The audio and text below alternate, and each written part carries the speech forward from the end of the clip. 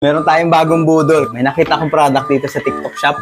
Patungan ng kalan sa ilalim. So, meron siyang gulong. Ayan, oh. So, madali na siyang hila-hilain. Yeah.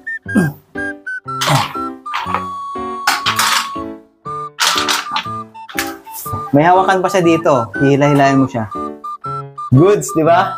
Baka kailangan nyo rin yan. Nasa yellow basket ko yan. Saktong-sakto lang talaga siya doon sa kalan na yan. Handa, no? Meron pang ibang colors yan. Baka gusto niyo ibang color. Astig!